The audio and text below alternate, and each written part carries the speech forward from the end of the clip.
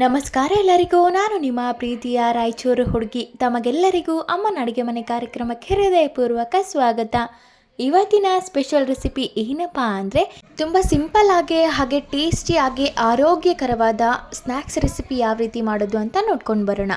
ಮೊದಲಿಗೆ ಇವತ್ತಿನ snacks recipe ಏನಪ್ಪ ಅಂದರೆ ಕಾಬೂಲ್ ಚನಾ ಚಾಟ್. ಇದನ್ನು ಯಾವ ರೀತಿ ಮಾಡೋದು ಅಂದರೆ ಮೊದಲಿಗೆ 1 ಕಪ್ಪಷ್ಟು ಕಾಬೂಲ್ ಚನಾನ ತೊಗೊತಾ ಇದ್ದೀನಿ. ಈ ಕಾಬೂಲ್ ಚನಾನ ಒಂದು ಪಾತ್ರೆಗೆ ಹಾಕಿ ಅದನ್ನು 2ರಿಂದ 3 ಬಾರಿ ಸ್ವಚ್ಛವಾಗಿ ತೊಳೆದು ನೀರು ಹಾಕಿ ಅದನ್ನು ನೆನಲಿಕ್ಕೆ ಬಿಡಬೇಕು. ಒಂದು 4ರಿಂದ 5 ತಾಸು ಕಾಬೂಲ್ ಚನಾ ನೆಂದ ಮೇಲೆ ಅದನ್ನು ಒಂದು ಕುಕ್ಕರ್ಗೆ ಹಾಕಿ ಅದು ಕುದಿಯೋಷ್ಟು ನೀರನ್ನು ಹಾಕ್ಕೊಂಡು 8ರಿಂದ 9 ವಿಸಿಲ್ನ ಹಾಕಿಸ್ತಾ ಇದ್ದೀನಿ.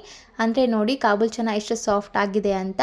ಇಷ್ಟು ವಿಸಿಲ್ಸ್ ಹಾಕಿದ ಮೇಲೆ ವಿಸಿಲ್ನ ತೆಗೆದು ಈ ರೀತಿ ಕಾಬೂಲ್ ಚನಾನ ಟೆಸ್ಟ್ ಮಾಡಬೇಕು, ಅದು ಸಾಫ್ಟ್ ಆಗಿದೆ ಇಲ್ವಾ ಅಂತ. ಈ ರೀತಿ ಬೇಯಿಸ್ಕೊಂಡು ಆದಮೇಲೆ ಅದರಲ್ಲಿರುವಂಥ ನೀರಿನಂಶ ಎಲ್ಲ ತೆಗೆದು ರುಚಿಗೆ ತಕ್ಕಷ್ಟು ಉಪ್ಪನ್ನು ಹಾಕ್ಕೋಬೇಕು. ಅದಾದಮೇಲೆ 1 ಟೇಬಲ್ ಸ್ಪೂನಷ್ಟು ಅಚ್ಕಾರದ ಪುಡಿನ ಹಾಕ್ತಾ ಇದ್ದೀನಿ. ನೀವು ಅಚ್ಕಾರದ ಪುಡಿ ಬದಲಿಗೆ ಮೆಣಸು ಪುಡಿ ಹಾಕ್ಬೋದು ಅಥವಾ ಚಾಟ್ ಮಸಾಲ ಕೂಡ ಹಾಕ್ಬೋದು. ಹಾಗೆ ಇದೇ ಹಂತದಲ್ಲಿ ಮೀಡಿಯಮ್ ಸೈಜ್ ಈರುಳ್ಳಿನ ತುಂಬ ಚಿಕ್ಕದಾಗೆ ಹೆಚ್ಚಿ ಹಾಕ್ಕೊತಾ ಇದ್ದೀನಿ. ಈರುಳ್ಳಿ ಜೊತೆಗೆ ನೀವು ಟೊಮೆಟೊ ಆಗಿರ್ಬೋದು, ಕ್ಯಾರೆಟ್ ಆಗಿರ್ಬೋದು, ಸೌತೆಕಾಯಿ ಆಗಿರ್ಬೋದು, ನಿಮಗೆ ಇಷ್ಟ ಆಗಿರುವಂಥ ವೆಜಿಟೇಬಲ್ಸ್ ಎಲ್ಲ ಹಾಕ್ಕೋಬೋದು.